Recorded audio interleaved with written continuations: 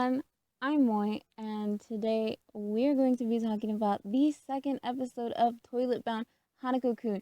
But before we jump into what happened this week, I just want to say last week's first episode was wildly delightful. I love everything that this anime seems to be about. I love the spooky occult aspect. I love that Nene's a little weird and she also loves spooky things and that she loves love. I love that she's self-aware. Hanako-kun is such a dumb ghost. The small action scene that we got to see looked dope, and I'm hoping that we get to see way more of Hanako-kun brandishing an actual chef's knife and, I guess exercise. He's a ghost. Can ghosts exercise other ghosts? Perhaps. It's a beautifully animated show. As a comic book fan, as a manga lover, I think it's really cool of, the studio and the animators to pay respects to the source medium. Gorgeous character designs. OP's dope as fuck. Jumping into this week's episode, a lot happened in 24 minutes. We meet some new characters, we get some backstory. All right, let's talk about one of the new characters that we meet, who is Aoi. Aoi is a classmate of Nene, who might be her friend. I wonder if Aoi is part of the gardening club because she is seen watering the classroom plants. So I wonder if that's how she knows Nene, aside from just being in the class. She plays a key role in telling Nene this week's rumor about Yose-san, the thief ghost. I'm assuming they're calling him a ghost or a monster at this point, who apparently goes around and steals your stuff. Anything that you've misplaced, it's probably Yose-san stealing something from you. But beware, if you happen to stumble upon Yose-san and you look at them, he will kill you, as all high school ghosts do. Classmates are losing towels, are losing bentos, the locker doors are missing. Of course, Nene, being our girl, some of her things go missing. Aoi ends up dousing Nene in water. And as we saw in the first episode, Nene ate a fish scale.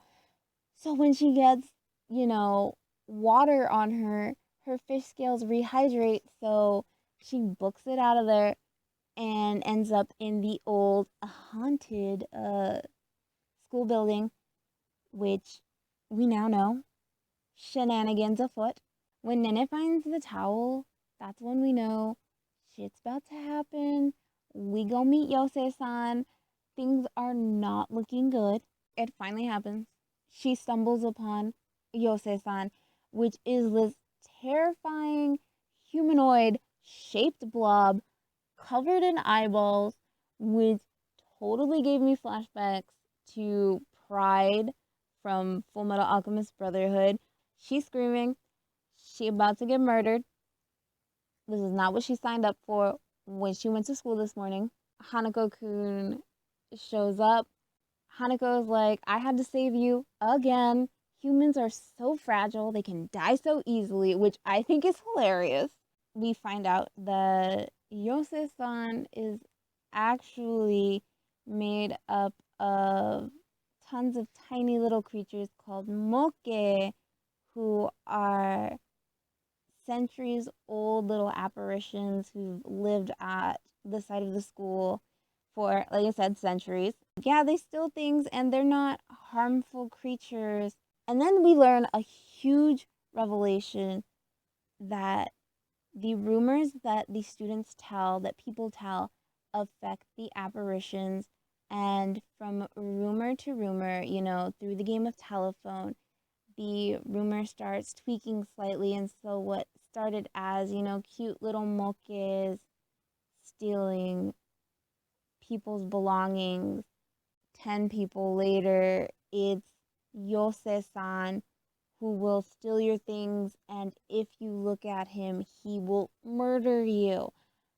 Such is the mind of high schoolers, always jumping straight to murder. Hanako had also said that apparitions and ghosts who don't adhere to the rumor's changes, like if Imoke was like, I don't want to be a murdering Yosei-san, I just want to be a little moke and eat candy, that ghost will just vanish and die. It's like Tinkerbell, you did not believe in her, so she is going to die. Hanako then asked Nene if she could go around and spread a different rumor. Nene's like, for sure, I want to help the moke. I can do this. If I can help them, I will. So Nene starts going around telling the other people, oh, have you heard, if your stuff goes missing, it's probably Yosei-san, but if you carry candy, Yosei-san will leave you alone. And I think people start to believe it. After Nene saves the moke, they're not murderous anymore. We meet the second new character, which I'm thinking he's a major player because he was in the key visuals. His name is Minamoto. He is a third-year middle schooler, so he is the kohai to Nene, and he is on a mission to find Hanako-kun. Everybody thinks he's crazy, holding an umbrella, cackling in the middle of a hallway of a school that he does not even attend. And now we're on the roof of the school, and Hanako and Nene are talking, and Nene wants to know if she can just go home after school, if she has to keep continuing cleaning the bathrooms. Hanako is like, but why? And it's this really kind of like touching moment where Hanako explains to her, I like when you're there cleaning the bathrooms because, we get to talk, hang around each other, and it's almost like having friends. And Nene, the little sweetheart, she's like, I think I'm going to call you Hanako-kun because then it's more like we're friends. And I'm like, my heart, I love this friendship. Who cares if you're a ghost? Who cares if I'm, this weird love-obsessed teenager? And while that's happening, we get Minamoto, and he gets to meet our dynamic duo. Surprise! Minamoto is an exorcist from a long line of historical exorcists, and he's here to exorcise Hanako-kun because he's evil. Battle ensues. New Minamoto tries to whack Hanako-kun with his umbrella. Surprise! Tons of surprises in this show. Normally, I do not like surprises. This show is full of delightful surprises. It's not an umbrella. It's like a demon exorcising artifact that turns the exorcist's power into demon slaying lightning, and now bam, Hanako is tased, which is cool and rude at the same time. And Nene is going there to rescue her newfound friend. She's like, stop, what are you doing? He's not evil, he's my friend. Minamoto goes on to explain, do you even know why he's bound here? Do you even know why he's a ghost? He murdered someone. So, okay, Hanako is a murder child, a child that commits murder. I hope that gets touched upon. And the fact that he can see Hanako, like, is this like a Natsume Yujincho type thing where he can see the ghost, he can see the yokai, and he can interact with them because he did not summon Hanako, but yet he can, see him, and he can also physically touch him because they are fighting each other. But if we go back in the first episode, do you guys remember when Hanako told Nene that not a lot of people could summon him? Does Nene have something to do with does she have like spiritual awareness? Can she also see, without the aid of the mermaid scale and the bond to Hanako, does she have some type of spiritual power? Or what allowed Nene to summon him what allows this exorcist to see him and physically touch him without a bond.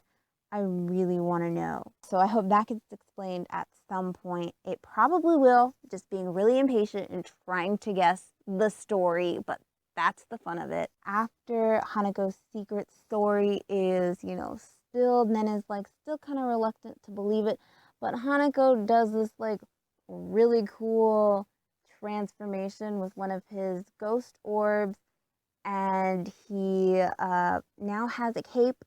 It's like a really long cape, and I think his hat is different. And he's like, yeah, I did kill someone, and God then told me if I, took care of the apparitions and kept them in place at this school, that my sins would be absolved. And then he proceeds to punch the kid in the stomach and steal his demon slaying rod umbrella. Then Hanako's like really dorky again, and he steals the staff because Minamoto, our little middle schooler, he's not powerful enough to have control over his demon slaying rod, and it's burning his own hand, which is not good. I think that Hanako-kun did that for the safety of Minamoto. Hanako tells Minamoto that yes, he does believe that Minamoto is going to be a super powerful, excellent, high-ranking exorcist, and he'll probably be so powerful that he could exorcise Hanako with just a snap of his fingers, which gets me to thinking, does Hanako want to be exorcised after his sins are absolved? Does he want Minamoto or someone like Minamoto to exorcise him, to put him on the path to the other side? We end that scene with Nene saying that, yeah, she's bound to Hanako. She's now Hanako's friend, but she knows nothing about him because he's an actual murder child with a knife, since I have no idea. So now that we know Hanako was given a duty by God to protect and watch over the ghosts of the school, does that mean that Hanako is such a high-ranking ghost, high-ranking apparition, that he does not have to adhere to the school rumors? Rounding up this episode, we also had Miss Green-Haired Girl speaking into her ghost ham radio, telling us of another rumor and of the apparition that we're going to meet next week. But again, I thought last week that Yosei-san was going to be that ghost that turned off the radio. No, turned out to be tons of little moke that are really cute, but were warped into weird things. So who is the ghost turning off the radio? And especially since these stairs, you gotta miss the fourth step or else you're taken to the other side. Please tell me we go to the other side. I want to see where the ghosts live. I want to see their town. I want to see, their city, their dwelling. What are the ghost apartments looking like these days? I want to know who this green-haired girl is.